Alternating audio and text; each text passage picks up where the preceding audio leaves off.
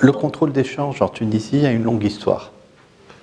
Il a commencé à la fin des années 50 et il continue aujourd'hui. Avec un pays sous le régime du contrôle des changes, on est arrivé au résultat où nous sommes aujourd'hui. Un dinar qui s'est fortement déprécié depuis 50 ans, une économie parallèle qui a prospéré depuis 50 ans, et puis enfin, des fuites de capitaux qu'on n'a pas su résorber. Est-ce que ce système de contrôle d'échange est une chose efficace? Je pense que la preuve par l'exemple montre que non. Faut-il faire autre chose?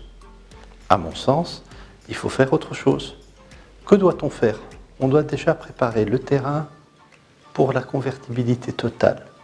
Le terrain pour la convertibilité totale, c'est permettre aux Tunisiens d'accéder à des comptes en devises, c'est permettre aux non-résidents de pouvoir placer en Tunisie à des taux intéressants, c'est permettre aux entreprises étrangères d'investir dans notre pays, mais c'est permettre aussi à toutes les entreprises tunisiennes de pouvoir investir librement à l'étranger. Aujourd'hui, nous avons des champions nationaux qui sont nés dans la difficulté, des champions nationaux qui, malgré toutes ces difficultés, sont devenus des références dans leur métier.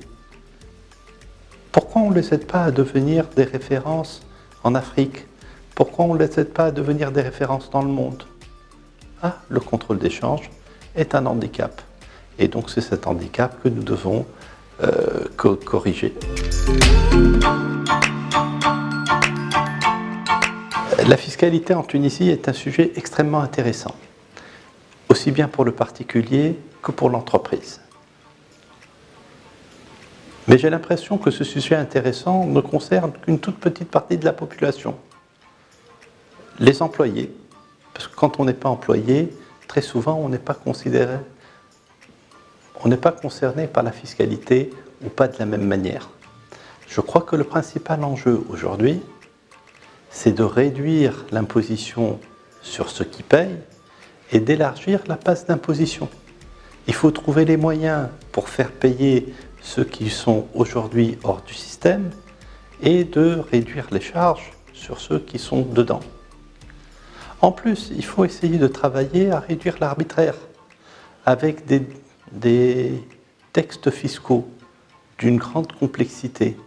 L'administration se pose en arbitre et en interprète, et c'est quelque chose que nous devons éviter en harmonisant les taux, en harmonisant les textes, en permettant à chacun de comprendre ce qui lui est demandé.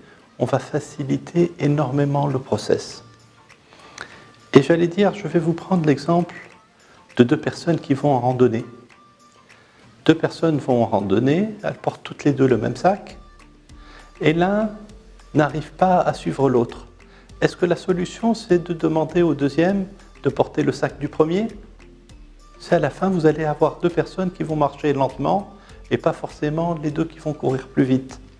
Donc, charger fiscalement et fortement les bons élèves, ce n'est pas forcément une solution au problème. Ah, l'État peut penser qu'il a besoin d'une fiscalité forte pour faire face à des dépenses. Mais à ce moment-là, c'est l'État qui doit réviser ses dépenses. C'est l'État qui doit se poser la question pourquoi il dépense plus de 30% du produit intérieur brut. Et la solution, ce n'est pas d'augmenter les taxes. La solution peut-être, c'est de réduire le train de vie de l'État.